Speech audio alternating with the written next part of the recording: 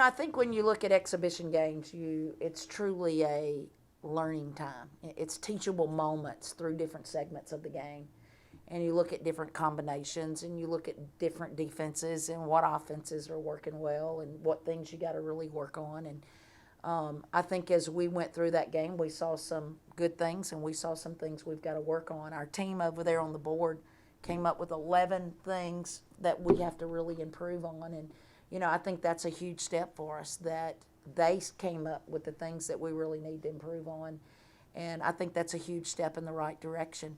I think anytime you're struggling in anything in life, once you admit what you've got to work on, that's truly the first step. Now the next step is studying game film and really showing up and continuing to make strides in those areas for us to get better. And I truly believe this team will do that. Again, I think the two sitting to my right were true bright spots. I thought Jayla King really got us rolling very early in the game. I think right before the half, she totally dominated the game in trapping at the half court area. We actually call that the idiot box, where you get the ball where it shouldn't be. But she did a tremendous job of going to get it and creating easy buckets for us on the other end. And I think that when you look at Megan, I'd say you got Miss Steady Eddie. She was very consistent throughout the game, very steady. Nothing where you would say she totally dominated a game, but she just got the job done bit by bit by bit. And so, I think that if you would ask me who we have to depend on prior going into the game, I would have told you these two. I tell them all the time, I talk to them about body language. I talk to them about making reads on them in pre-games. And both of them were very attentive, and you could see in their eyes how ready they were to perform. And, I just think this is the start for them. They've got to continue to build. They have things they have to work on. But I think now with the play that they came up with, they've got to take some ownership in leading this team to get better and for them to continue to get better, because they've got to be difference makers for us. Coach, at the media conference, you talked about the Mighty Mites, which kind of means your team's lack in size. Your team averages about a 5'8" in your starting lineup. I guess, about the lack of size and how do you use that to your advantage? Obviously transition offense and, creating havoc in the full court and trying to create it some even in the half court. And that's what Jayla did right before the half to generate that for us to take that lead going into half to give us momentum. And then coming out of the half, we were able to use our full court defense again that gave us momentum that helped us extend that lead. And, again, we had to pull it on and off, number one, because we were fouling instead of sitting down guarding the ball like we're supposed to. And then the other time when we got tired mentally, we let people slip on the backside of us. So, again, those are things that we've got to work on. We've just got to be able to play fast when it's time to play fast, and we've got to understand when it's time to slow down. We've got to slow down. An example was Jayla was gasping for breath, wanting to come out, but yet she shoots a three ball. And I said, no, you can't do that. You're worn out. I got you sub at the table. Get to the rim, get a foul, get to the free throw. Then the game stops. Then you can get your breather and I can get your sub out. But don't shoot another three ball, because now you got to go down, now you got to come back. And so, again, I think those are things that we just have to learn, of controlling tempo of the game. Because the way we're going to have to play, we're going to get tired. We are. That's the way it is. The other thing that I do want to say is that, and this is not an excuse by any means, but our clocks in our body, we practice every morning because we have 3 teams that have to practice in our facility. So our players are here every morning at 6 a.m., okay? So now their bodies are on a clock of being up that early, okay? The latest we've been able to schedule a practice was Sunday at 1 o'clock. We went to William Carey to practice to get it 1. And I think tonight you could see our body clocks changing. In our pregame, we had some that were yawning in our pregame. So again, we've got to figure out somehow that we can get some evening practices in to be able to help us with our body clock. The problem is some of them don't get out of class to 9:15, and they have some very long days. So, again, I'm not making that as an excuse, but I think that played into some of our weariness that we played with. Megan, Talk about how, just if you could talk about how you felt out there after taking, after such a long layoff. Man, to be honest, I was just really excited. And I wasn't even anticipating being that excited, to be honest. But um, after reflecting, I know there's some things we work on. I know I left a lot of points on the board, free throws, and those little things and that I can contribute. I'm mindful of, but I was just excited to play, to be honest. And so I'm gonna keep my excitement, and then when our next practice comes, reflect on the things that I need to do, and put it on the hardwood.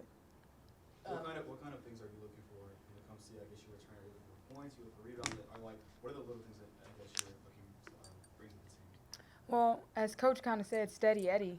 I think that's just kind of the player I am. I'm not really flashy, but I just want to do the things that I can do consistently. And that's knock down an open three-pointer, that's rebound the basketball, that's make the layup, which I missed plenty of tonight. And that's just do the little things that are necessary for us to actually win. And I'll leave Jayla to do all the flashy, cool stuff. Like on the flashy cool stuff, Jayla, you were 2 points away from tying your career high. Can you talk about your play tonight? At first I was a little tired. I was like, I've been up all day long. Then like when I started trapping, I got my momentum back up, and I was like, okay, I'm in, I'm here now, I'm here. And after that, it was a wrap. Like my teammates kept giving me like the ball and open holes where I can go score it easy. So like they was helping me out, and I was helping them out.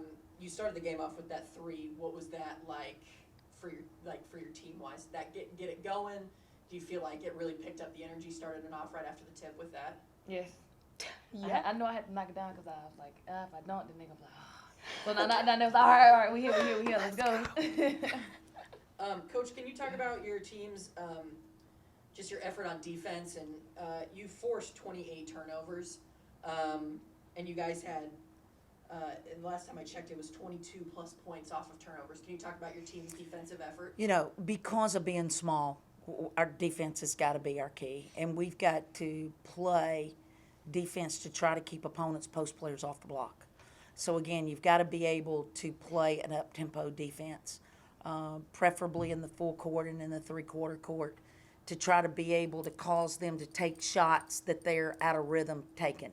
And again, that was a key for us. You know, it was Jayla trapping at half court going in. It was when we went to our 2-press, our full court defense coming out of the half. It's when we went to our three-quarter court press. We used those things, and we were very effective out of all of those things. Now, did we have slip-ups? Yes, we did. And there were a few times that we were okay with our slip-ups because they took quick shots and they weren't able to get it to Allen down low or the big girl down low, and where we struggled to guard. And we struggled to guard every time down low. So, again, we've got to speed that up to be able to cause turnovers, but also cause them to take quicker shots than what's in their scheme. And I thought we did, for the majority of the time, we did a pretty good job. And we've still got to sit down and guard the ball. We've got to guard the basketball in the half court. And we stood up too much. We played too laxed. I felt like guarding the ball, whether it be on the perimeter, whether it be in the paint, wherever it may be. But we've really got to buckle down and guard the ball. And truly, I believe, obviously, it's some technical aspects of it. For example, when they bring the ball down low, we didn't get back like we needed to create space. But a lot of times it's just guts that you're not going to get by me. Dump and Respect got in there early, and they played quite a bit. Can you just talk about your freshman's effort? You know, Dump has been very, very solid, you know, ever since we've started practice. She really has. You look every day. We chart every day in practice. I watch game film every day. And she has truly been extremely efficient with assist-to-turnover ratio, with the flow of her team, getting people, you know, the ball when they need it, the timing of it. And, you know, that's not really something you teach. That's instinct. And she really has really gained a lot of confidence in herself in being able to do those things. And that's why she earned the starting nod, to be very honest with you. And so again, when we had our close scrimmage the other night against Jones, you know, she was one of the most efficient players in our efficiency rating that we had. And so, again, actually, these two were very efficient as well. So, again, you go with the facts, honestly. You go with the facts, and that's what she's done. Respect's in a learning mode. She really is. She's very much a roller coaster in practice. Some days she looks great. Some days she looks like a freshman.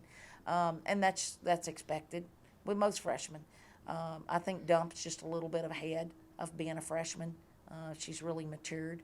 But again, she played in a system that's very similar to our system, and I think that makes a huge difference. We call respect beast mode some days, and I think she does have that potential to be that, and they'll continue to make progress. This is my last question for you, Megan. At Media Day, when they were talking about the freshmen, you said that you just freaking love Dump. Can you just talk about the same question that I asked Coach, just the freshmen's effort? And Jayla, feel free, because you were nodding as Coach was saying. You just want to pipe in about the freshmen's effort tonight? Yeah, I just freaking love them. Like, they just bring joy to the team. Like, seriously. And I pick them up every morning for practice, and that's like the highlight of my morning, that I get to pick them up. I'm like, feel like their mom or something. But they just bring it, man. And Dump is always smiling. She's sprinting, smiling. I don't understand that. And Respect just gives you random hugs, and so that's the part of the stuff, that no one really sees on the court. No one will see that, but that's the part that I appreciate. Coach, talk a little about, I guess, your total team's offensive repertoire. You had Brittany Dinkins, who had 9 points and 4 rebounds, and also 4 steals. So Shower Cotton had 8 points and 3 rebounds. I guess talk a little about how your whole team, I guess, contributed to tonight's. It truly was a team effort, and we saw bright spots from different players. Like, for example, you mentioned Brittany Dinkins. There was a segment that she took control. There was a segment in that first half when LaShara Cotton went in. She took control. She totally dominated. Brittany Norris was another example. She had a segment of the game that she took control of. Kiri in the second half showed segments of the game that she took control of. So, again, what we've got to do in our growth as a team is, rather than small spots, whether it be 4 minutes or 3 minutes, we've got to now get it up to 8 minutes. And then we've got to continue to make that stride so that we can be a complete team. And I think that there's one word that we have to look for our team is consistency. And it has to happen over time. It can't be just small segments. The great thing about it is we had those small segments and we had those spurts, and it gave us energy to be able to make things happen. But we'll become a very, very good team when those segments become very long segments. So again, we're trying to learn a lot of new things, and I think consistency in everything we do is the one word that I would say is what we've got to become. Also, 5 of 18 from the three-point line.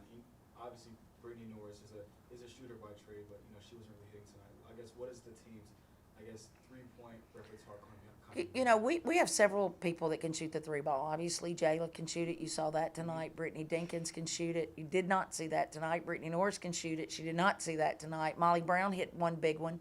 Molly Brown can shoot it, but Molly has been out of practice. She's only been in practice probably 4 days.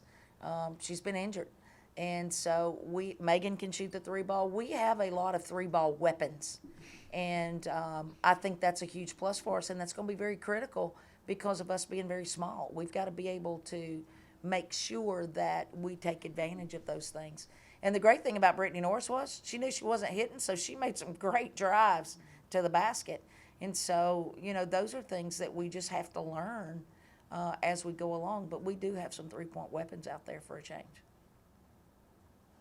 We good? Thank you. Appreciate it. Thanks.